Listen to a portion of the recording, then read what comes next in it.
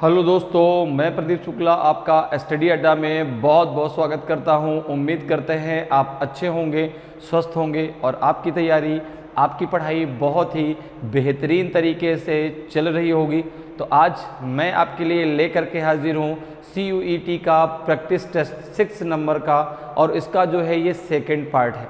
First part जो है हम लोग कंप्लीट कर चुके हैं, ठीक है ना।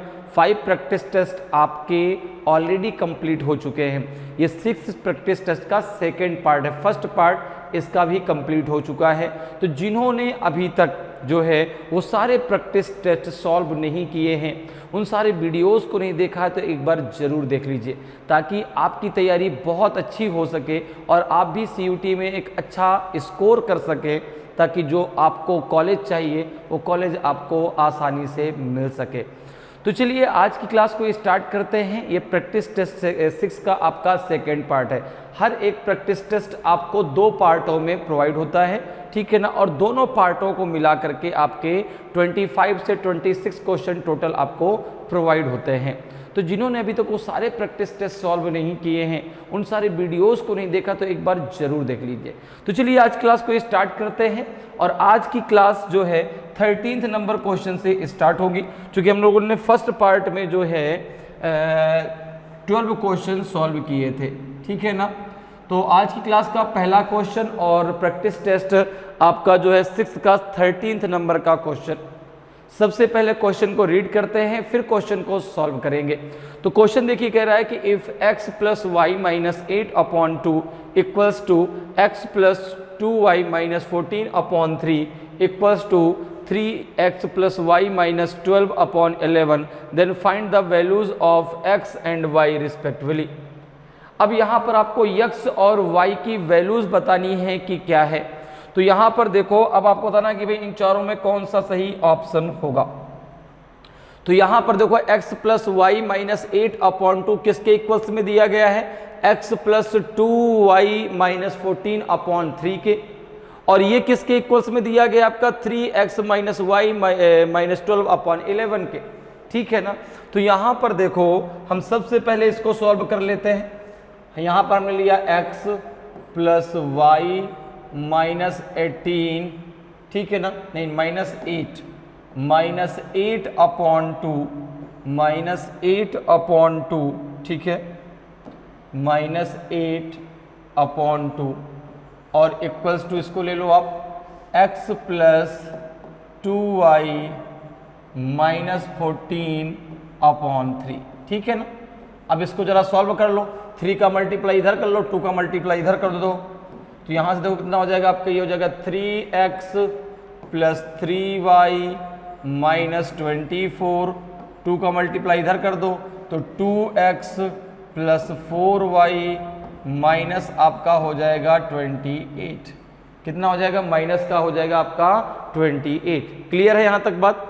अब देखो x और y को एक तरफ कर लो, तो अगर मैं इसको इधर लेके आता हूं तो ये हो जाएगा आपका जो है, इसको मैं उधर लेके चला जाऊं, या फिर 28 को इधर लेके आता हूं। देखो ये ऐसे कर लो, 2x + 4y, इसको उधर लेके चले जाओ तो 3x - 3y इक्वल्स टू हो जाएगा आपका जो है माइनस का 24 और प्लस का हो जाएगा 28। क्लियर है। अब देखो जरा इसको और आगे सॉल्व कर लो, कितना हो जाएगा, तो ये हो जाएगा आपका जो है 4y से माइनस का 3y करेंगे तो y आ जाएगा, y - x इक्वल्स टू 4 के आ जाएगा। एक इक्वेशन आपका ये बन गया, y - x इक्वल्स टू कितने के हो गया, 4 के हो गया। इसी प्रकार से अब आप सॉल्व कर लो यहाँ पर, अब आप सॉल्व कर लो x + y - 8/2, ये किसके बराबर है, ये तो जो है आपका ये भी इसके 3x + y, ठीक है ना, -12 किसके बराबर है, 11 के। भाई a = b के, b = c के। अगर मैं कहूं यहां पर यही कंडीशन तो फॉलो हो रही है कि a = b के और b = c के, तो a = c के होगा, ठीक है ना। a b के बराबर है, b c के बराबर है, तो a जो है c के भी बराबर होगा। इतनी बात क्लियर है। तो यहाँ पे देखो, अब यहाँ से जरा एक इक्वेशन आपका बन के आ जाएगा। क्या इक्वेशन बनता है जरा देखिए भाई, 11 का मल्टीप्लाई इधर कीजिए तो हो जाएगा 11x प्लस 11y माइनस का 88, इधर 2 का मल्टीप्लाई कर लीजिए तो 2 3 जा 6x प्लस 2y माइनस हो जाएगा 24। अब x और y को एक तरफ कर लीजिए तो इसको इधर ले जाइए, इसको उधर ले जाइए तो कितना हो जाएगा आपका ये 11x plus 11y minus 6x minus 2y equals हो जाएगा माइनस 24 और प्लस हो जाएगा आपका 88। ठीक है ना, ये कितना हो जाएगा तो ये हो जाएगा आपका जो है 11 में से 2 गए तो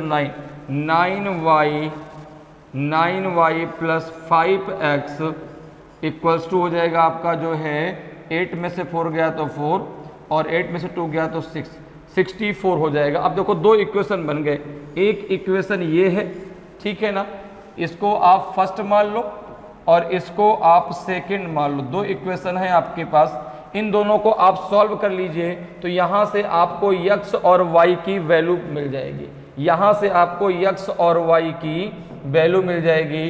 तो अगर इसको हम यहाँ पे सॉल्व करते हैं, ठीक है ना, तो यहाँ पे देखो क्या हो जाएगा आपका, ये है आपका 9y plus 5x equals to कितने के है आपका, ये है बराबर में किसके, आपका जो है 64 के, और यहाँ पे आपका है y माइनस आपका x इक्वल्स टू है आपके किसके 4 के। ठीक है ना, अगर हम यहाँ पर x को बराबर कर लें तो इसमें हम 5 का मल्टीप्लाई कर देते हैं, ये कितना हो जाएगा 9y plus 5x equals to 64, ये हो जाएगा 5y माइनस का 5x इक्वल्स टू हो जाएगा 20 के। सबको आपस में ऐड कर दो, जब ऐड करेंगे आप तो ये दोनों आपस में कैंसिल हो जाएंगे, ये हो जाएगा आपका 14y और ये कितना हो जाएगा आपका, ये हो जाएगा 84। तो y बराबर आ जाएगा आपका 6, y बराबर कितना क्या आ जाएगा आपके 6 के। भाई 14y बराबर 84 के है तो 84 में जब आप 14 का भाग देंगे कितना आ जाएगा आपका 6 आ जाएगा, 14 6 जा आपका 84 होता है। तो y इक्वल्स टू आपका 6 आ गया। अब किसी भी एक इक्वेशन में आप y की वैल्यू को रख दीजिए। अगर आप फर्स्ट में रखते हैं, अगर आप फर्स्ट इक्वेशन में y की वैल्यू रखते हैं तो ये दिया गया है y minus x equals to 4 के, ठीक है ना। तो y बराबर कितने के हैं आपके 6, तो 6 माइनस एक्स बराबर 4 के, तो ये हो जाएगा आपका जो है माइनस एक्स बराबर 4 माइनस 6, तो माइनस एक्स बराबर माइनस 2 के, तो माइनस माइनस कैंसिल हो जाएगा, x बराबर आ जाएगा आपका 2 के। तो y बराबर 6 और x बराबर आपका 2, तो x और y की वैल्यू आपको निकाली थी तो 2 और 6 आपका सही आंसर हो जाएगा। तो ऑप्शन ए आपका सही आंसर हो जाएगा। क्लियर है, समझ में आया भाई। यहां पर देखो ये अगर a मान लो ये b है और ये c है तो यानी a equals to b, b equals to c, तो a इक्वल्स टू पहले हमने b को सॉल्व कर लिया भाई, जब a इक्वल्स टू b के है, b इक्वल्स टू c के है तो a इक्वल्स टू c के होगा। फिर हमने a इक्वल्स टू c को सॉल्व कर लिया, दो इक्वेशन बन गए और दोनों को हमने सॉल्व कर लिया तो x और y की वैल्यू हमें मिल गई। तो x की वैल्यू कितनी मिल गई आपकी 2 और y की वैल्यू कितनी मिल गई आपकी 6, तो ऑप्शन ए आपका सही आंसर हो जाएगा। क्लियर है। नेक्स्ट क्वेश्चन पे आते हैं। नेक्स्ट क्वेश्चन देखिए भाई, नेक्स्ट क्वेश्चन आपका है, ये आपको एक फिगर दिया गया है, इसी फिगर पर बेस्ड क्वेश्चन है। तो सबसे पहले क्वेश्चन को रीड कर लेते हैं। क्वेश्चन है आपका कि in the given figure AM equals to AD and कोण B equals to 63 degree and CD is an angle bisector of कोण C, देन कोण MAC इक्वल्स टू व्हाट। दी गई आकृति में AM बराबर AD के है और कोण B जो है 63 डिग्री है और CD कोण C का क्या है, कोण समद्विभाजक है। तो आपको कोण MAC की वैल्यू बतानी है। तो देखो यहाँ पर अब अगर हम बात करें तो जो है जो CD है वो आपका जो है एंगल C का क्या है, एंगल बाइसेक्टर है, अर्थात कोण समद्विभाजक, ठीक है ना।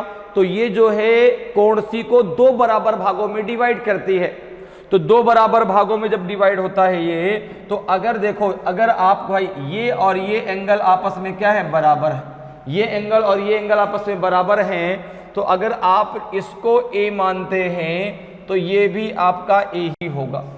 क्लियर है भाई? जो सी डी है वो इसका क्या है? एंगल बाइसेक्टर है। एंगल बाइसेक्टर किसी भी एंगल को दो बराबर भागों में डिवाइड कर देता है, ठीक है ना? तो अगर ये ए है तो ये भी कितना होगा? ए होगा।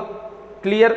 अब देखो यहां पे अगर हम बात करें, यहां पे अगर हम बात करें और बात करें अगर जो है कोण BDC की, अगर बात करें कोण BDC की, तो आप देखेंगे जो ये वाला एंगल है, ये एंगल, ये जो है आपका एक्सटर्नल एंगल होगा। इसी प्रकार से अगर आप बात करें जो है यहां पर कोण AMC की, अगर त्रिभुज की बात करें AMC की, तो ये वाला एंगल इसके लिए एक्सटर्नल एंगल होगा, ये इसके लिए एक्सटर्नल एंगल होगा, ठीक है ना? अब अगर इसको आप 1 मान लो, इसको आप 2 मान लो, ठीक है ना?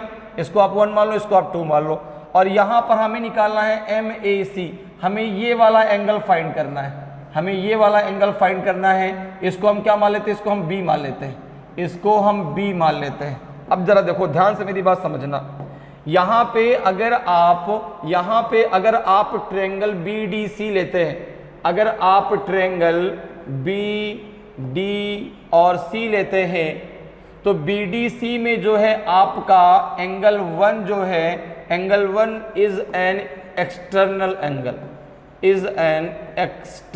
एंगल, ठीक है ना? एक्सटर्नल एंगल अर्थात ये एक बाह्य कोण है, ठीक है ना?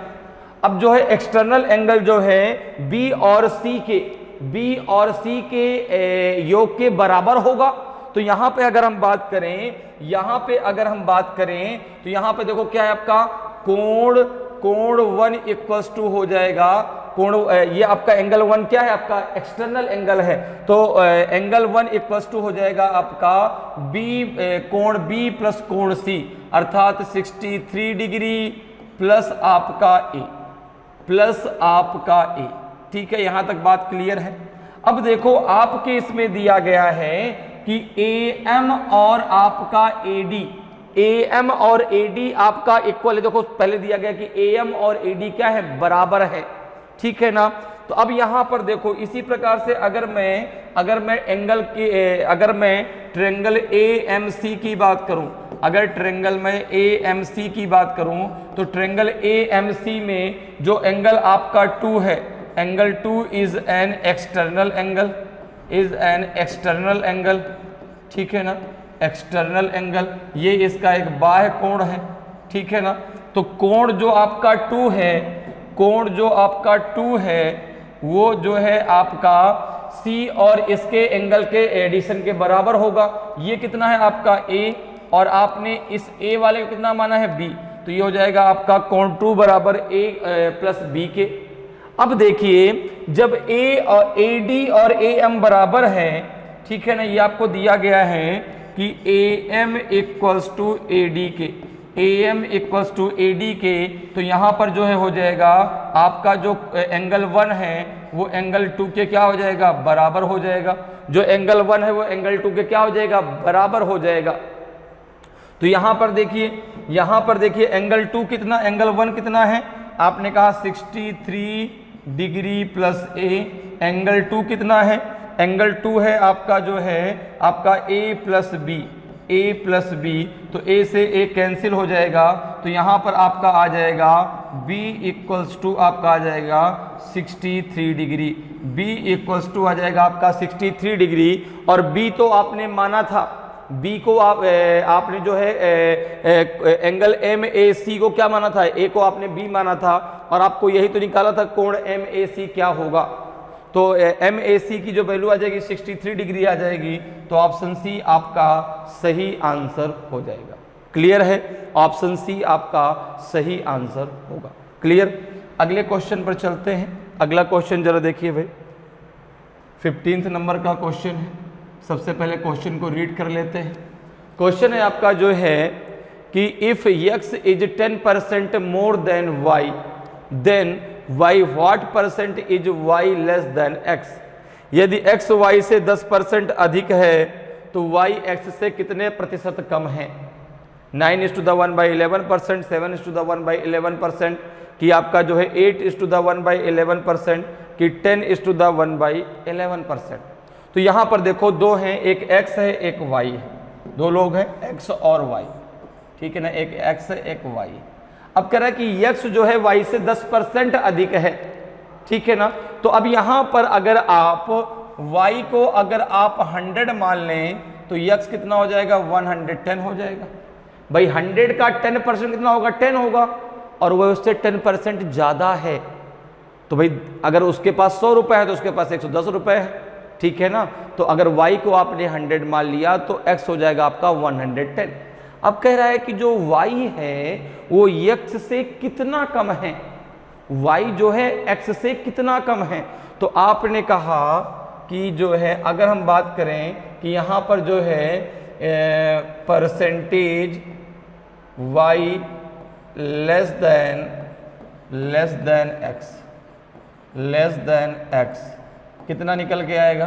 तो आपने कहा कि भाई x की वैल्यू कितनी है 110, y की वैल्यू कितनी है आपकी 100 अपॉन कितना हो जाएगा 110, क्योंकि भाई हमको x के अकॉर्डिंग बतानी है ना कि x से y कितना कम है। तो आपने कहा x से y आपका 10 रुपीज कम है, 10 कम है कितने में आपका 110 में, ठीक है ना।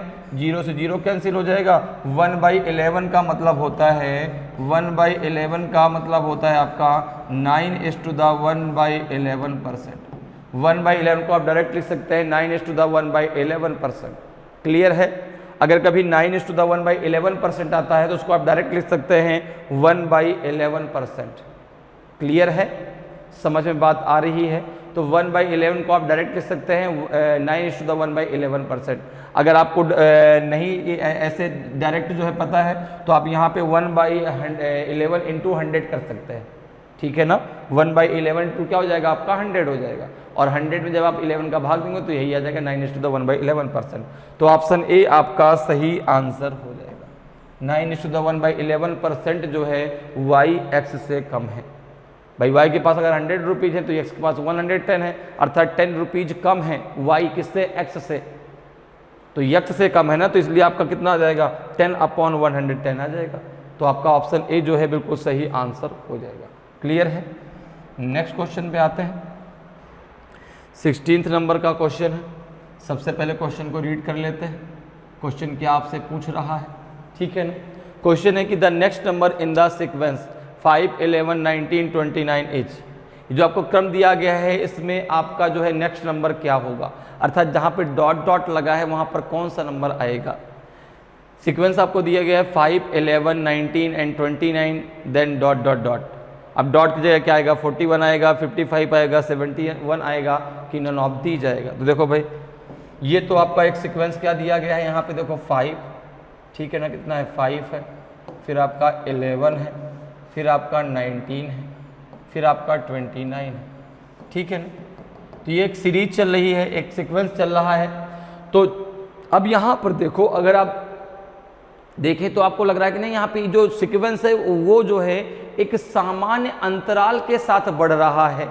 तो अगर इनके बीच का हम डिफरेंस देखें कि भाई देखो 5 में हम कितना ऐड कर दें कि आपका 11 हो जाए, आपने कहा सर 6 ऐड कर दीजिए। 11 में कितना ऐड कर दें कि 19 हो जाए, आपने कहा प्लस का 8 कर दीजिए। 19 में कितना ऐड कर दें कि 29 हो जाए, आपने कहा 10 ऐड कर दीजिए। अब यहाँ पर भी देखिए एक सीक्वेंस और चल रहा है। 6 में 2 ऐड कर दिया तो 8 आ गया, 8 में 2 ऐड कर दिया तो आपका 10 आ गया। अर्थात यहाँ पे जो अब ऐड होगा, यहाँ पे जो अब ऐड होगा वो प्लस का आपका 12 होगा, वो प्लस का आपका 12 होगा, क्योंकि जब आप 10 में 2 ऐड करेंगे तो 12 आ जाएगा, और 12 जब 29 में आप ऐड कर देंगे तो 9 + 2 आपका 11, कितना बचेगा 1, 2, 1, 3 और 1, 4, तो 41 आपका सही आंसर हो जाएगा, ठीक है ना। अर्थात ये जो है अगला जो नेक्स्ट नंबर होगा वो आपका 41 होगा। तो ऑप्शन ए आपका सही आंसर हो जाएगा। क्लियर है। नेक्स्ट नंबर क्या हो जाएगा आपका 41 हो जाएगा। तो जब सीक्वेंस एक सामान्य अंतराल से बढ़ता है तो वहां पे सबसे पहले आप क्या निकालें, उनके बीच का डिफरेंस निकाल लें। ठीक है ना। अगर बढ़ेगा तो कुछ ना कुछ उसमें प्लस होगा, अगर घटेगा तो कुछ ना कुछ माइनस हो रहा होगा। अगर सीक्वेंस एक असमान तरीके से बढ़ता है तो वहाँ पे कुछ ना कुछ मल्टीप्लाई होगा, अगर घटता है तो वहाँ पे डिवीजन होगा। ये कुछ कॉन्सेप्ट है जो वहाँ पर आप अप्लाई कर सकते हैं, ठीक है ना।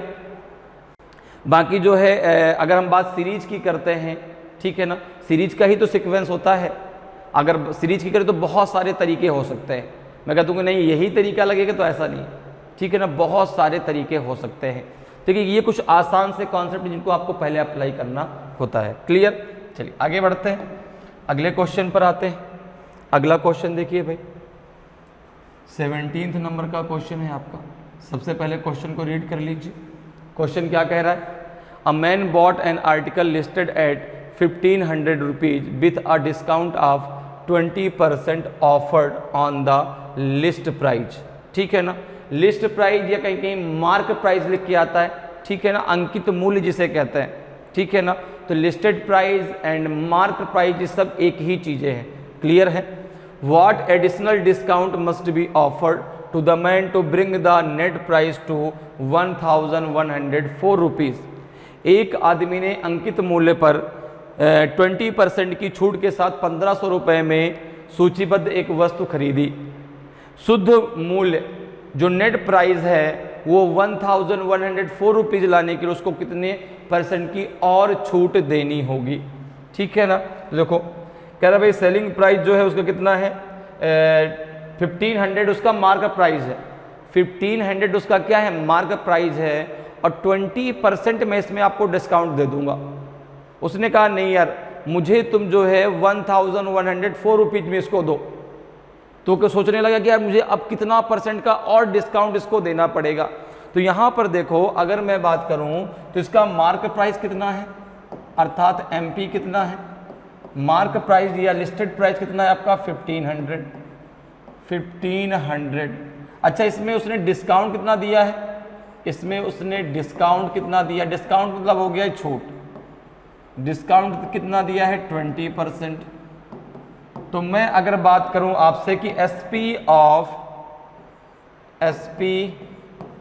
After 20% discount, SP after 20% discount, SP after 20% discount. ठीक है, तो आपने कहा कि भाई 20% डिस्काउंट का कितना SP पड़ेगा उसको। तो यहाँ पे देखो 1500 है, 20% का डिस्काउंट दे दिया अर्थात 80% रुपीज उससे लिए जा रहे हैं। तो 0 से 0 कैंसिल हो जाएगा, ये आ जाएगा आपका 1200 रुपीज। 1200 रुपीज आपका तब सेलिंग प्राइस हुआ जब उसने उस मार्क प्राइस में 20% उसको डिस्काउंट दे दिया। ठीक है ना। अब अगर मैं बात करूं कि अदर डिस्काउंट क्या होगा, दूसरा सेकेंड डिस्काउंट की अगर मैं बात करूं, ठीक है ना, सेकेंड डिस्काउंट की अगर मैं बात करूं, सेकेंड डिस्काउंट कितने % का है। तो आपने कहा कि नेट प्राइस लेकर आना है 1104 रुपीज में।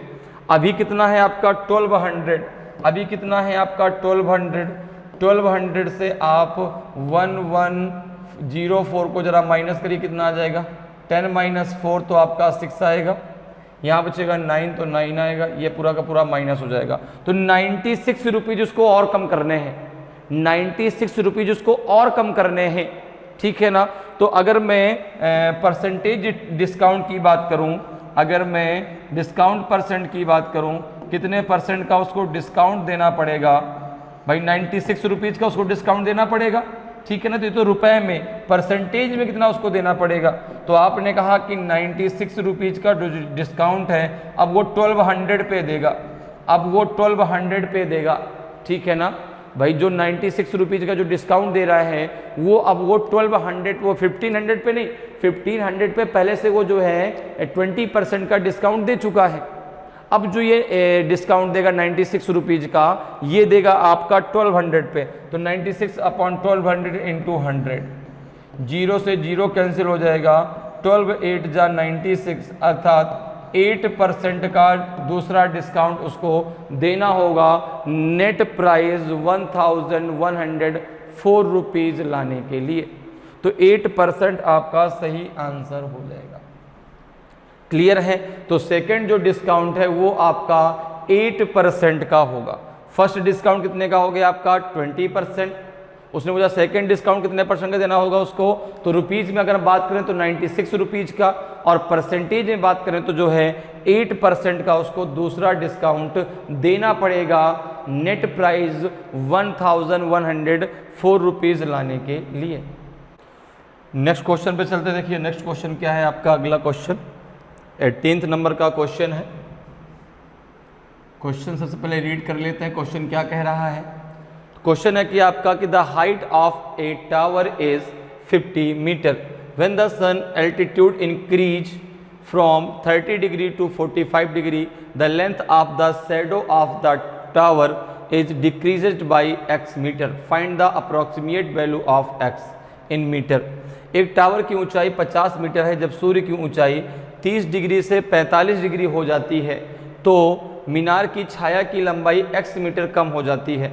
x का अनुमानित मान मीटर में ज्ञात करें। अब देखो यहाँ पर अगर हम बात करें तो देखो ये एक मीनार दिया गया है, कह रहा है कि मीनार है, मीनार की जो ऊंचाई है वो आपकी 50 मीटर है। कितनी है 50 मीटर, ठीक है ना। तो 50 मीटर जो है ये मीनार ऊंचा है, यहाँ से यहाँ तक की जो ऊंचाई दी गई है ये आपकी 50 मीटर, ठीक है ना। 50 मीटर ऊंचा मीनार है। अब कह रहे हैं जब सूर्य की ऊंचाई 30 डिग्री से 45 डिग्री हो जाती है तो जो शैडो है उसकी वही x मीटर कम हो जाती है। तो देखो पहले ये 30 डिग्री थी, पहले शैडो यहाँ पड़ रही थी, तो ये जो है यहाँ से यहाँ तक 30 डिग्री था, और जब कह रहा है कि ये जो है 45 डिग्री हो गया, जब ये जो है 45 डिग्री हो गया तो इसकी जो शैडो है वो कितनी कम हो गई, वो x जो है मीटर क्या हो गई आपकी कम हो गई, x मीटर कम हो गई। क्लियर है। तो भाई पहले शैडो यहाँ पड़ रही थी, अब चूंकि एल्टीट्यूड उसका 45 डिग्री 30 डिग्री से 45 डिग्री हो गया तो अब जो है शैडो यहाँ पड़ने लगी। क्लियर है। तो अब देखो यहाँ पर पूछ रहा है तो x की वैल्यू आपको बतानी है, x की अनुमानित अप्रोक्सीमेट वैल्यू बतानी है कि भाई अनुमानित वैल्यू कितनी होगी। तो आपने यहाँ पे इसका नाम दे दिया, इसको मान लो a दे दो, इसको आप a दे दो, इस पॉइंट को आप b दे दो, इस पॉइंट को आप C दे दो, और इस पॉइंट को आप D दे दो, ठीक है ना। यहाँ पे ये A है, इसको आप A मान लो, ये X है, इसको आप A मान लो, यहाँ से यहाँ तक की दूरी को आप A मान लो, अर्थात BC की दूरी को आपने A मान लिया। क्लियर है। आपको C से D तक की दूरी निकालनी है, X की वैल्यू आपको निकालनी है। तो यहाँ पे जरा देखो, अगर हम सबसे पहले बात करें जो है अब यहाँ पर हम tan थीटा ले लेते हैं, ठीक है ना। tan थीटा बराबर क्या हो जाएगा आपका जो है परपेंडिकुलर अपॉन बेस, ठीक है ना, P अपॉन B होता है, ठीक है ना। तो परपेंडिकुलर अपॉन बेस हो जाएगा। तो यहाँ पे अगर हम tan 30 डिग्री की बात करें, अगर tan 30 डिग्री की बात करें, ठीक है ना, तो tan 30 डिग्री बराबर क्या हो जाएगा, तो इसकी दूरी तो आपको पता है भाई, मीनार की ऊंचाई आपको पता कितनी है 50, तो ये हो जाएगा आपका AB अपॉन, ये हो जाएगा आपका AB अपॉन कितना हो जाएगा आपका BD, AB अपॉन BD हो जाएगा। AB की वैल्यू कितनी है आपकी 50 मीटर, और BD की वैल्यू कितनी है, तो आपने कहा x प्लस a। भाई BD यहाँ से हाथ पूरा होगा ना, तो BD हो जाएगा आपका x प्लस a। क्लियर है। BD कितना हो जाएगा आपका x प्लस a हो जाएगा। अब देखो tan 30 डिग्री की वैल्यू कितनी होती है 1/√3, tan 30 डिग्री की वैल्यू होती है 1/√3 equals to 50 upon x plus a।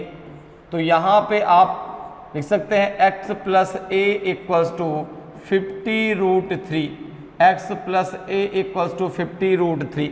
भाई 1/√3 equals to 50 upon x plus a, तो x plus a equals to कितना हो जाएगा आपका जो है 50√3। क्लियर है। अब जरा आगे देखो, अब जरा आगे सॉल्व करो, इसको इस प्रकार से लिखो 50√3, ठीक है। अब जरा आगे सॉल्व करिए। अब जरा tan 45 डिग्री, अभी इसको ले लीजिए। अभी भाई आपने किसके एंगल को लिया है, पूरा का पूरा ABD को। अब आप ट्रायंगल ले लीजिए, अब आप ट्रायंगल ले लीजिए AB और C ले लीजिए। यहाँ पे अगर हम tan 45 डिग्री लेते हैं अगर tan 45 डिग्री लेते हैं तो ये हो जाएगा आपका ए बी अपॉन हो जाएगा आपका BC। अच्छा AB की वैल्यू आपको पता कितनी है 50 अपॉन BC कितना है, तो BC है आपका A। tan 45 डिग्री की वैल्यू कितनी होती है 1, तो 1 इक्वल्स टू हो जाएगा आपका 50 अपॉन A, ठीक है ना। तो यहाँ पे A इक्वल्स टू हो जाएगा आपका 50, A इक्वल्स टू कितना हो जाएगा आपका 50। अब देखो x plus A equals to कितना निकला था 50√3। आपको चाहिए x की वैल्यू, आपको चाहिए किसकी वैल्यू, x की वैल्यू। तो अगर आपको x की वैल्यू चाहिए, अगर आपको x की वैल्यू चाहिए तो x प्लस a से आप a की वैल्यू को माइनस कर दें। x प्लस a की वैल्यू कितनी है 50√3 माइनस 50, √3 की वैल्यू यहाँ पे रख दो तो 50 मल्टीप्लाई हो जाएगा 1.732 और माइनस का 50। अब देखो 50 में आप 1.73 का मल्टीप्लाई कर लो तो 1.732 में आप 50 का मल्टीप्लाई कर लो।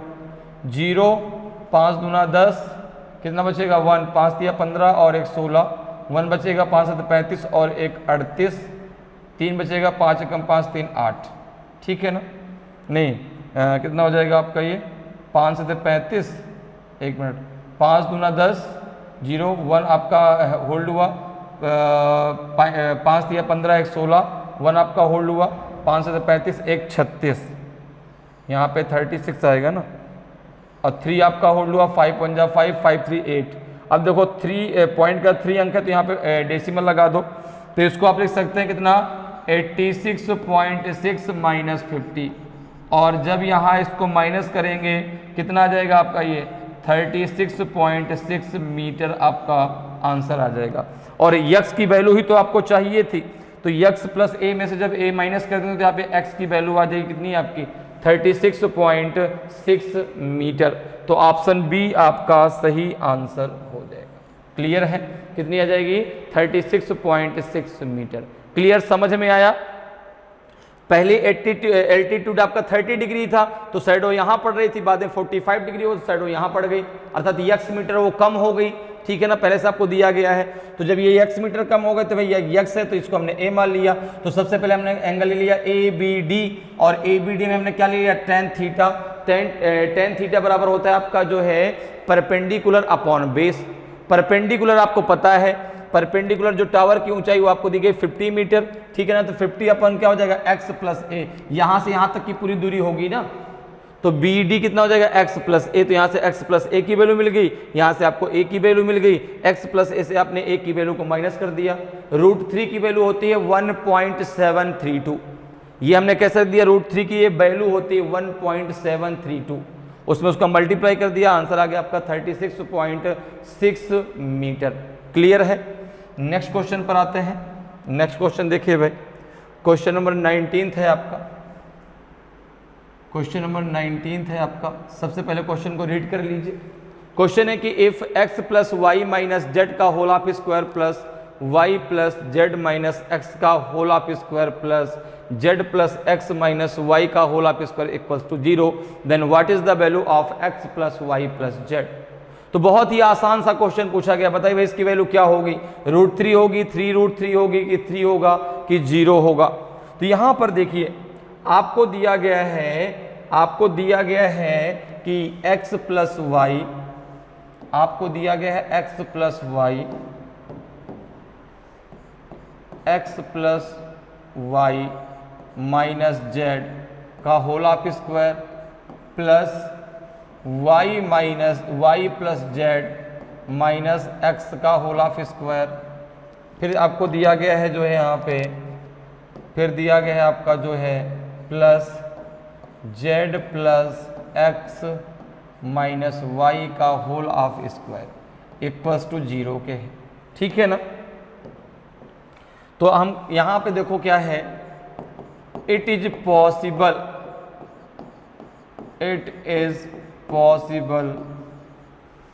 only when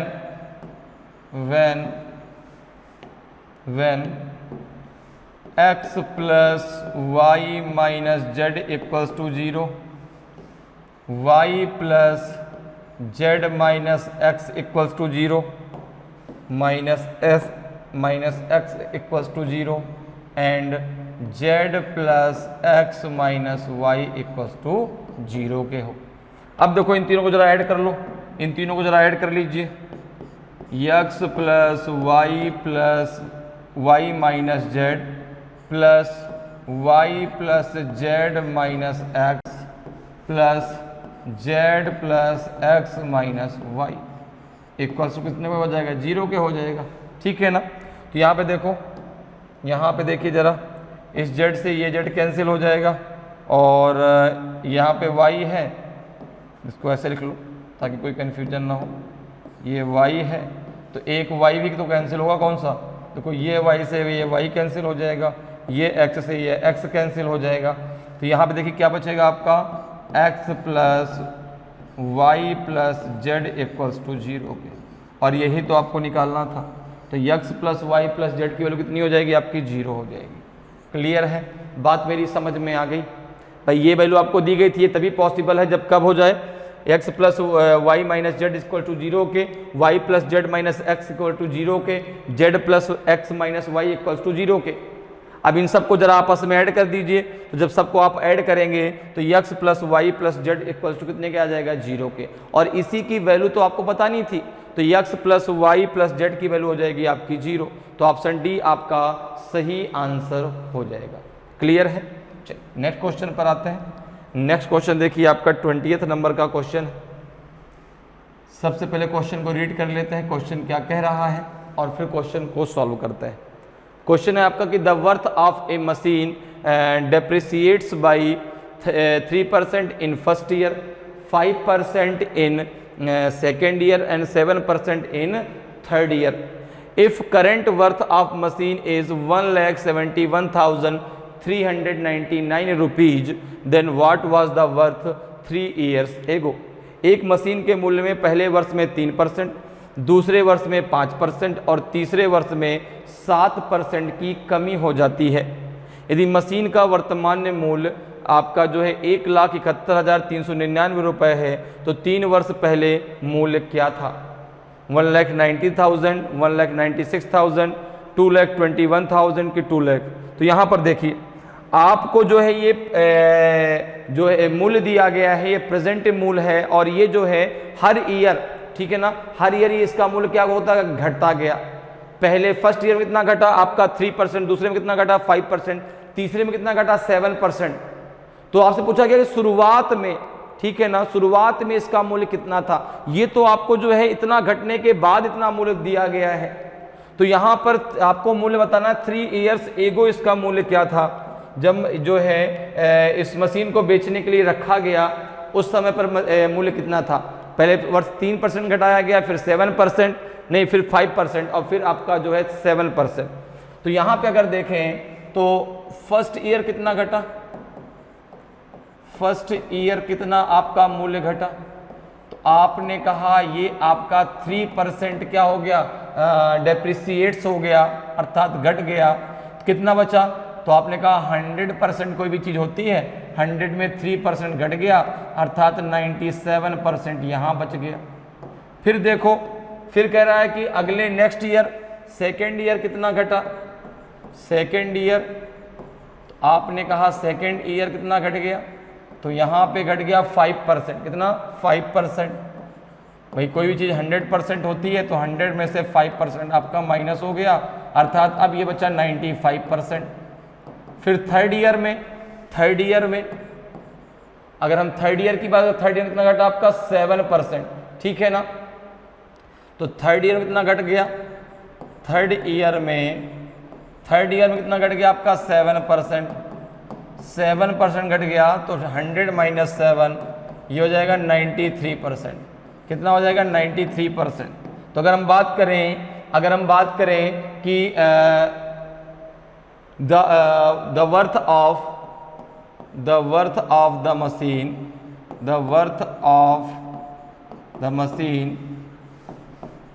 the worth of the machine 3 years ago, the worth of the machine 3 years ago, 3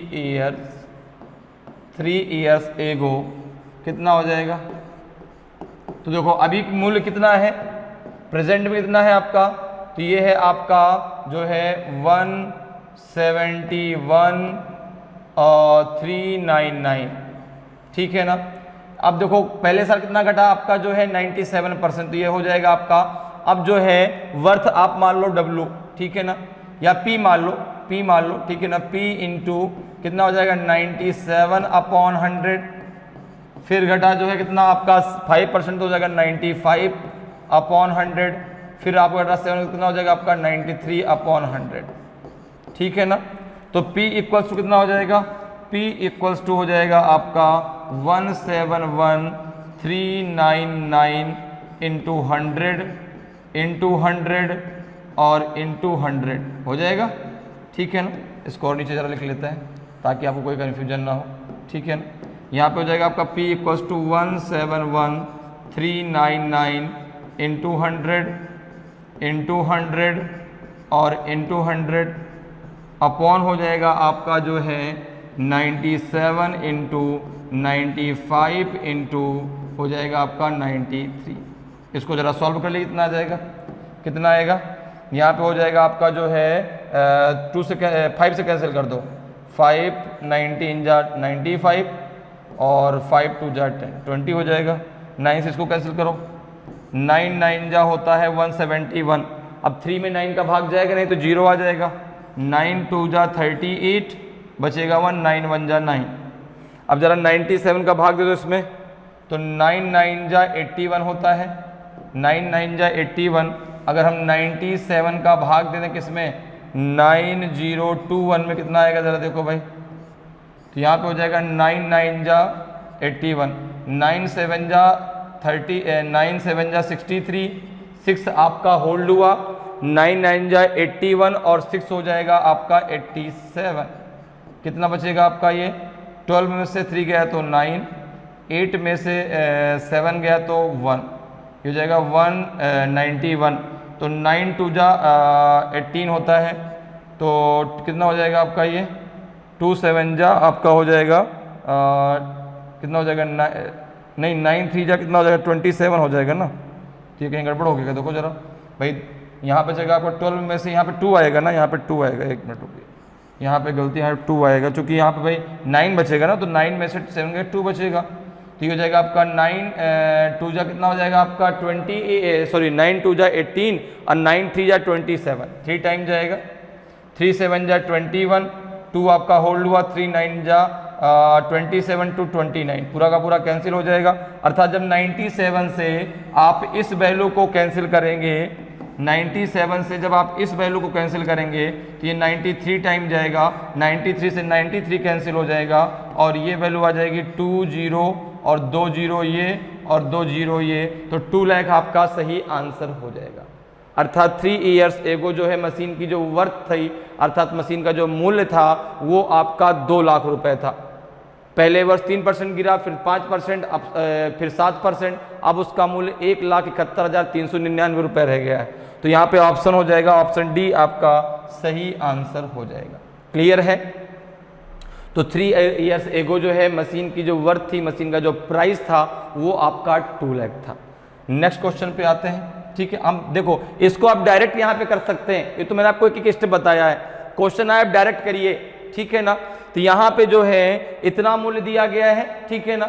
आपको यहाँ पे क्या निकालना है, 3 साल पहले जो है मशीन का मूल्य निकालना है।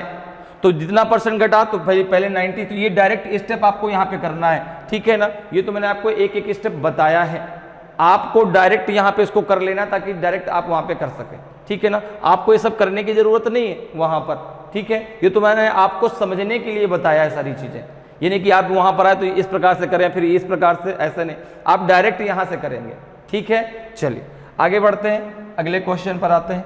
अगले क्वेश्चन का आंसर आप बताना। 21 नंबर क्वेश्चन है।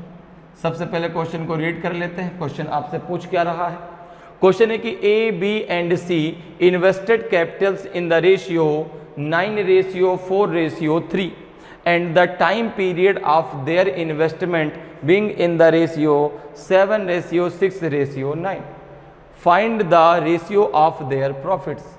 A, B और C ने 9:4:3 के अनुपात में पूंजी निवेश की और उनके निवेश की समय अवधि 7:6:9 के अनुपात में है। उनके लाभ का अनुपात ज्ञात कीजिए। अब देखिए भाई, अगर आप कोई बिजनेस स्टार्ट करते हैं, आप कोई भी बिजनेस अपने फ्रेंड के साथ या 2-3 लोग अगर मिलके स्टार्ट करते हैं, तो जो प्रॉफिट है, जो प्रॉफिट आपको मिलेगा, ठीक है ना, जिसका जो पार्टनर है आपका, उसको जो प्रॉफिट मिलेगा वो किसके अकॉर्डिंग मिलेगा? जो उसने पैसा लगाया और कितने समय के लिए लगाया। भाई तभी तो प्रॉफिट उसी में डिवाइड होगा कि भाई आपने कितना कैपिटल इन्वेस्ट किया, कितनी पूंजी आपने निवेश की और कितने समय के लिए निवेश किया, उसी के अकॉर्डिंग आपको पैसा मिलेगा। भाई किसी ने हो सकता है 4 महीने के लिए किया, किसी ने 4 साल के लिए किया, तो 4 महीने वाले को 4 महीने के हिसाब से प्रॉफिट मिलेगा और 4 साल वाले को 4 साल के हिसाब से प्रॉफिट मिलेगा। तो अगर हम यहाँ पे बात करें तो हमसे पूछा गया है रेशियो ऑफ देयर प्रॉफिट। तो अगर मैं बात करूं कि रेशियो ऑफ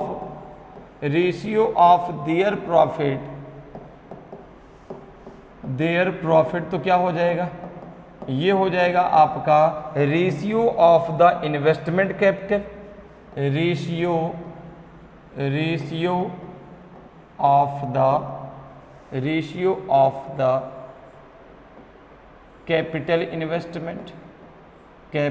इन्वेस्टमेंट, ठीक है ना, ratio of the capital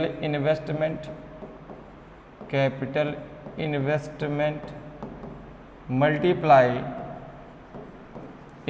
ratio of the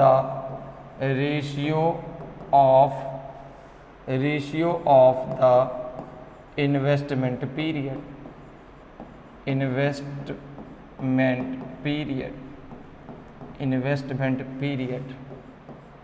ठीक है ना, कितने समय के लिए उसने इन्वेस्ट किया।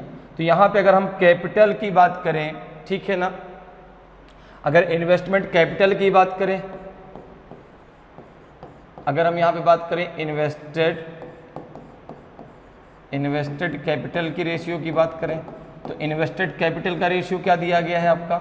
9:4:3। और जो है उनके जो है इन्वेस्टमेंट पीरियड की अगर बात करें, अगर इन्वेस्टमेंट पीरियड की अगर बात करें, तो इसका रेशियो कितना दिया गया है? इसका रेशियो दिया गया है आपका जो है 7:6:9। तो अब देखो यहाँ पे आप आसानी से निकाल सकते हैं। तो रेशियो ऑफ द प्रॉफिट क्या हो जाएगा? रेशियो ऑफ देयर प्रॉफिट कितना हो जाएगा आपका? ये हो जाएगा आपका 9:7 रेशियो 4:6 रेशियो 3:9, ठीक है। अब देखो ये किसी से कैंसिल होगा क्या? कोई नंबर 3 से देखो कैंसिल, 3 × 1 = 3, 3 × 2 = 6, 3 × 3 = 9। कितना हो जाएगा? आपको कैंसिल होगा? नहीं, क्योंकि 3 जो है यहाँ से भाई रेशियो में है कि तीनों नंबर एक ही नंबर से अगर डिवाइड हो रहे हैं तो ही आप रेशियो को डिवाइड कर सकते हैं। तो अब देखो कोई भी एक नंबर से डिविजिबल नहीं है, तो यहाँ पे हो जाएगा 3 × 7 = 21, ये हो जाएगा आपका 4 × 2 = 8, जगह आपका 9। यही आपका जो है उनका प्रॉफिट का रेशियो आ जाएगा 21:8:9, 21:8:9। तो ऑप्शन सी आपका सही आंसर हो जाएगा। तो ए, बी और सी के बीच जो प्रॉफिट जो बांटा जाएगा किस रेशियो में, वो रेशियो होगा आपका 21:8:9, ठीक है। क्लियर है? तो जो भी प्रॉफिट आपको मिलता है, ठीक है, जो भी बिजनेस आप स्टार्ट करते हैं किसी पार्टनर के साथ, तो जो आपने पैसा लगाया, कितना समय के लिए लगाया, उसी के अकॉर्डिंग तो आपको मिलता है। क्लियर है? तो यहाँ पे ऑप्शन सी आपका सही आंसर हो जाएगा। अगले क्वेश्चन पर आते हैं। अगला क्वेश्चन देखिए भाई, 22 नंबर का क्वेश्चन है। आपसे पूछा गया है कि the value of 7.32 bar plus 0.6 bar plus 0.004 bar equals to किसके बराबर होगा ये। तो अब देखो बार को कैसे हटाया जाता है उसको पहले समझ लीजिए। जैसे अगर आपके पास इस प्रकार से लिखा है a बार, तो आप इसको क्या लिखेंगे a/9, ठीक है ना। अब जैसे आपके पास ऐसे दिया हो, अगर आपके पास इस प्रकार से कुछ दिया हो कि 0.a बार, तो इसको भी आप लिखेंगे a/9, ठीक है ना। अगर यहाँ पर दिया हो 0.0a बार, तो इसको आप लिखेंगे a/90, ठीक है ना, a/90। या जीरो की जगह कोई संख्या उस पर बार नहीं लगा, जीरो की जगह कोई संख्या उस पर बार नहीं लगा, ठीक है ना, तो क्या आप लिखेंगे यहां पर, तो भी आप जैसे मान लो यहां पे होता कि 0.23 बार, तो क्या लिखते हो उसको, वहां पे आप लिखते अब 3 के ऊपर बार है तो एक ही बार आप 9 लिखेंगे और एक 0 वहां पर बढ़ा देंगे, ठीक है ना। तो वहां पे अब चूंकि वहां पे आपका 23 है और बार केवल 3 के ऊपर लगा है, तो 23 - 2/90 कैसे, जरा उसको अभी यहां पर समझिए। देखिए जैसे आपका पहला दिया गया है, यहाँ पे जो पूरा इक्वेशन वो किस प्रकार से दिया गया है, वो दिया गया आपका 7.32 बार, ठीक है ना, प्लस 0.6 बार, फिर दिया गया है प्लस 0.00 बार। जितनी संख्या के ऊपर बार लगा होगा उतने 9 आपको नीचे बढ़ाने हैं। अब जैसे अगर मैं पहले की बात करूं तो यहां पर इसको किस प्रकार से आप लिखेंगे, यहां पे इसको लिखेंगे आप 7 प्लस, अब देखो 3 के ऊपर बार नहीं 2 के ऊपर बार है, तो ये हो जाएगा आपका 32 - 3/90, ठीक है। बात मेरी समझ में आ रही है, 32, ठीक है ना, 32 माइनस क्या हो गया आपका 3, ठीक है ना, क्योंकि 2 के ऊपर बार है 3 के ऊपर बार नहीं है, तो एक संख्या के ऊपर बार है तो आपने नीचे 9 बढ़ाया। अब देखो उसके पहले एक संख्या तो आपने 0 बढ़ा दिया, तो ये हो जाएगा 90, 32। अभी देखो ये 3 के ऊपर बार नहीं तो उसको माइनस करना है, 32 - 3/90। अब यहाँ पे प्लस है तो प्लस लगा दीजिए, ये कितना हो जाएगा आपका 6/9 हो जाएगा, प्लस यहाँ पे अब देखो 4 के पहले 2 0 है ना, तो यहाँ पे 9 अपॉन हो जाएगा, सॉरी 4 अपॉन हो जाएगा, 4 अपॉन हो जाएगा आपका 900, 4 अपॉन हो जाएगा 900।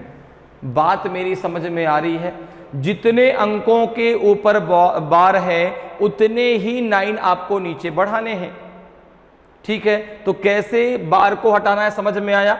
7.7 प्लस 32, अब 2 के ऊपर बार था तो 32 - 3 अपॉन कितना हो जाएगा 90, प्लस 6/9 प्लस 4/900।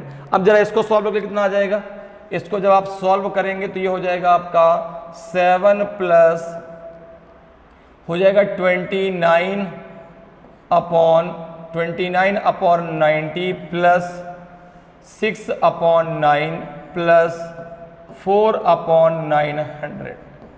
अब जरा इसका एलसीएम ले लो, कितना हो जाएगा, तो इन सब का एलसीएम हो जाएगा आपका 900, कितना हो जाएगा 900 एलसीएम हो जाएगा, 900 से मल्टीप्लाई करो कितना हो जाएगा 6300 प्लस 290 हो जाएगा, प्लस 600 हो जाएगा, प्लस आपका 4 हो जाएगा, ठीक है।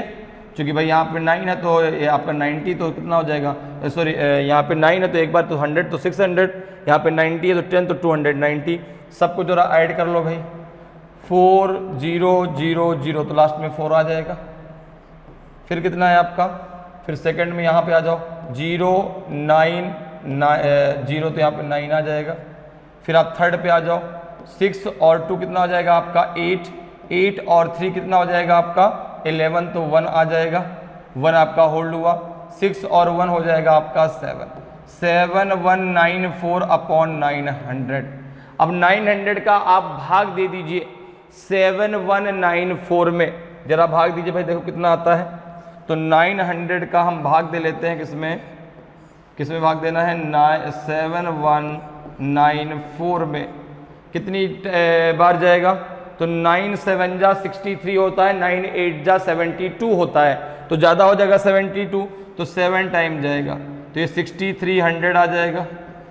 देखो यहाँ पे कितना आ जाएगा आपका 4 9 और 11 में से 3 का कितना बचेगा 8, डेसिमल लगाया, 0 बढ़ाया, 9 9 जा 81, 9 9 जा 81, 8100 हो जाएगा, 0 4 9 में से 1 गया तो 8, यहाँ पे फिर से एक 0 बढ़ा दिया, 9 9 जा 81 फिर से हो जाएगा, ये कितना बचेगा, ये बचेगा आपका 0 0 0 और ये बचेगा आपका 3, फिर एक डेसिमल बढ़ा लिया, 9 3 जा 27, 9 3 जा 27, तो 2700 आ जाएगा, 0 0 फिर से देखो 3 आ जाएगा, फिर वही संख्या आ गई ऊपर वाली, तो अब फिर से 3 आएगा, फिर से 3 आएगा, अर्थात 3 बार बार अब रिपीट होता जाएगा। तो यहाँ पे आप इसको क्या लिख सकते हैं, यहाँ पे आप लिखेंगे 7.99 और 3 के ऊपर लगा देंगे बार। बार का मतलब होता है वो संख्या बार बार क्या हो रही है, रिपीट हो रही है, ठीक है ना। तो यहाँ पे क्या हो जाएगा 7.993 बार, क्योंकि आप देख रहे हैं कि फिर से वही संख्या की, फिर से 3 आएगा, फिर से वही संख्या की, फिर से 3 टाइम जाएगा, तो 3 क्या हो जाएगा, बार बार रिपीट होता रहेगा। तो यहाँ पे आंसर हो जाएगा 7.993 बार। जब आप इसमें इसका भाग देंगे तो इतना आएगा, तो यहाँ पे ऑप्शन सी आपका सही आंसर हो जाएगा। क्लियर है, 7.993 बार इसकी वैल्यू आ जाएगी, तो ऑप्शन सी आपका सही आंसर होगा। अगले क्वेश्चन पर आते हैं। अगला क्वेश्चन जरा देखिए भाई, अगला क्वेश्चन है आपका पाई चार्ट पर आधारित है। क्वेश्चन को पहले रीड कर लीजिए, क्वेश्चन क्या है। क्वेश्चन है कि study the pie chart carefully to answer the following question. निम्नलिखित प्रश्नों के उत्तर देने के लिए पाई चार्ट का ध्यानपूर्वक अध्ययन करें। और ये डायरेक्शन है वो 23 से 25 तक के लिए है, ठीक है ना। कहाँ से कहाँ तक, 23 से 25 तक के लिए। अब देखो क्या कह रहे हैं, percentage distribution of passenger for various trains are source by pie chart. विभिन्न ट्रेनों के यात्रियों का प्रतिशत वितरण पाई चार्ट द्वारा दिखाया गया है। Total number of passenger equals to 7500, ठीक है। यात्रियों की संख्या कितनी है, 7500 है। अब क्वेश्चन आपसे है कि the average number of passengers in train A B and C together is. Train A B और सी में मिलाकर यात्रियों की औसत संख्या कितनी है। अब देखो अगर हम पाई चार्ट की बात करें तो ए में कितना परसेंट है, 13%, बी में 19%, सी में 9%, डी में 24%, ई में 20% और एफ में आपका 15%। तो अगर परसेंटेज लगा है तो अपॉन में 100, अगर डिग्री लगा है, ठीक है ना, डिग्री लगा है तो अपॉन में 360 डिग्री। क्लियर है। अब यहाँ पे चूंकि परसेंटेज लगा है तो उसने कहा कि ए बी और सी में यात्रियों की जो है औसत संख्या कितनी है। तो अगर मैं बात करूं तो ए बी और सी में टोटल परसेंटेज कितना है, ए प्लस बी और प्लस सी की अगर मैं बात करूं तो इनमें टोटल परसेंटेज कितना आ जाएगा। तो आपने कहा ए में 13%, बी में 19% और सी में है आपका 9%। कितना हो जाएगा आपका ये 9 और 9 18, 18 3 हो जाएगा 21, 1 और 1 हो जाएगा 2, 2 हो जाएगा 4, 41% टोटल जो है आपका जो है इसमें 41% ए बी और सी को मिलाकर जो है यात्री हैं। अब टोटल पैसेंजर कितने हैं, 7500। तो ए बी सी में टोटल पैसेंजर कितने हैं भाई। एवरेज कैसे निकलेगा, एवरेज निकलेगा sum of the result upon number of result, ठीक है ना। तो भाई हमने यहाँ पे क्या किया, 13% आपके ए में, 19% आपके बी में और 9% आपके सी में, तो टोटल परसेंट कितना आ गया 41%। तो अगर मैं बात करूं कि टोटल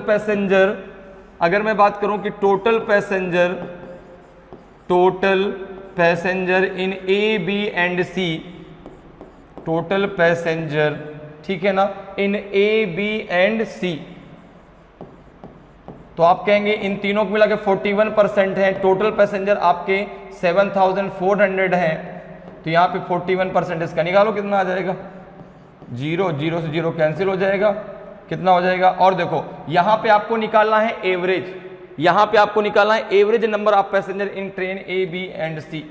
तो अगर मैं बात करूँ कि average number of passenger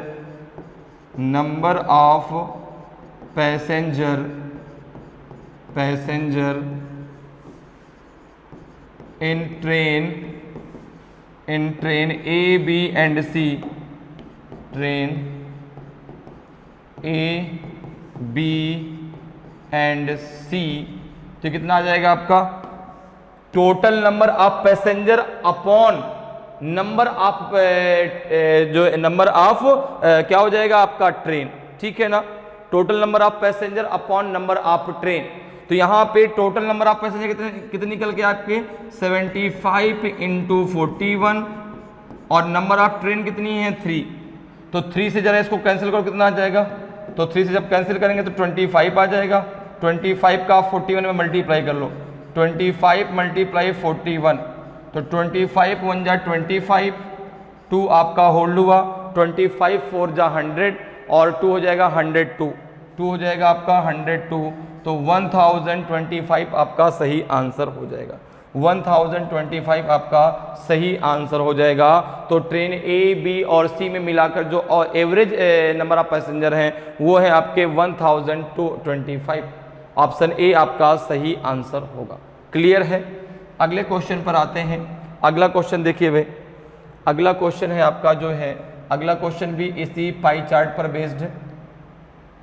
question आपका विच train has the second lowest number of passenger, किस ट्रेन में यात्रियों की दूसरी सबसे कम संख्या है।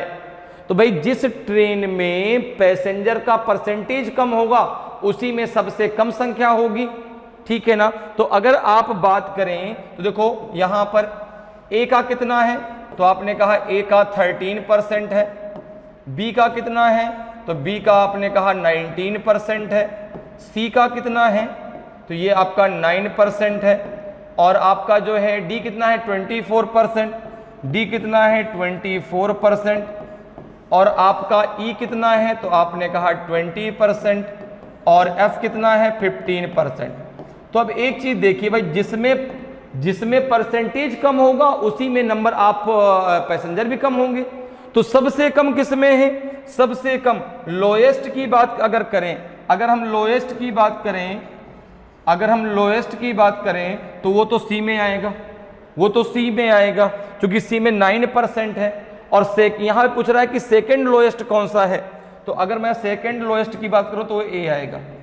सेकंड लोएस्ट कौन आएगा, सेकंड लोएस्ट आपका ए आएगा, ठीक है ना, कौन आएगा ए, क्योंकि ए में जो है कितना है आपका, ए में है आपका 13%, भाई सी में सबसे कम है, ठीक है ना। सी के बाद किस में कम है 13% ए में, ए के बाद किस में कम है आपका एफ में, फिर एफ के बाद आपका बी में, फिर बी के बाद आपका ई में, और जो है फिर आपका जो है सबसे अधिक किस में है डी में, ठीक है ना, सबसे अधिक डी में है, सबसे कम पैसेंजर आपके सी में है, सेकंड लोएस्ट किस में है आपके जो है ए में है।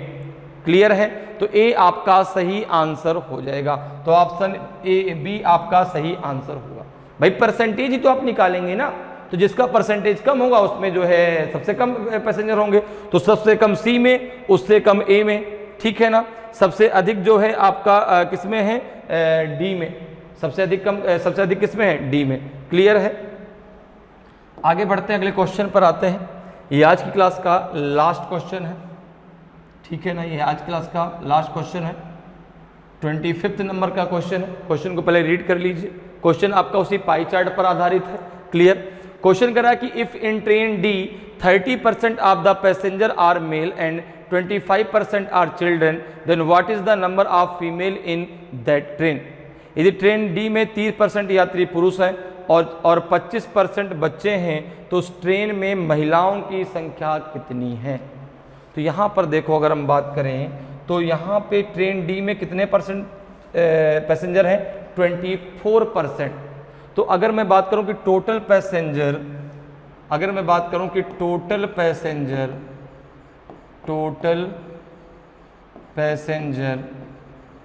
पैसेंजर्स इन ट्रेन डी कितना निकल के आएगा, ये निकल के आएगा आपका 7500 इंटू 24/100, ठीक है ना। 0 से 0 कैंसिल हो गया, 75 में 24 का जरा मल्टीप्लाई करिए, तो सबसे पहले 20 कर दीजिए, तो 24 का करना है, तो सबसे पहले 20 का कर लीजिए। 20 का जब करेंगे आप तो 0 और कितना आ जाएगा 1500, जाएगा 1500। 4 का कर लो तो 7 5 जा 20, 7 3 जा कितना हो जाएगा आपका 7 4 जा 28, 28 और 2 हो जाएगा आपका 30, तो ये आ जाएगा आपका 1800। तो टोटल पैसेंजर कितने हैं आपके 1800 हैं। अच्छा, उसमें से 30% क्या है आपके मेल हैं, 25% क्या है आपके जो है फीमेल हैं, ठीक है ना। तो अब जो उसमें 25% चिल्ड्रन हैं, तो फीमेल कितने हैं ये आपको बताना है। तो यहाँ पे ज़रा देखो, अगर मैं मेल की बात करूँ, अगर मैं मेल की बात करूँ तो 1800 में आपके 30% मेल हैं, 30% मेल हैं, अर्थात 540 आपके मेल हैं, ठीक है ना। अगर मैं यहाँ पे चिल्ड्रन की बात करता हूँ, ठीक है ना, अगर यहाँ पे हम बात करें चिल्ड्रन की, तो चिल्ड्रन कितने हैं, चिल्ड्रन कितने हैं, तो आपने कहा चिल्ड्रन है 1800 में आपके कितने हैं, 1800 में आपके 25%, 25%, तो 25 4 जा 100, 4 से इसको डिवाइड कर दो, 4 4 जा 16 और 4 5 जा 20, 450 आपके जो है चिल्ड्रन है। तो अगर बात करें नंबर ऑफ फीमेल्स की, अगर हम बात करें नंबर ऑफ फीमेल पैसेंजर की, नंबर ऑफ फीमेल पैसेंजर की, तो यहाँ पे हो जाएगा 1800 माइनस 540 प्लस 450, ये कितना हो जाएगा, ये हो जाएगा आपका 1800 माइनस कितना हो जाएगा आपका, हो जाएगा 00599, यहाँ पे 9, यहाँ पे 9, कितना आ जाएगा ये 0 और 10 में से 9 गया 1 और ये कितना बचा 17 में से 9 गया 8, तो 810 आपका सही आंसर हो जाएगा।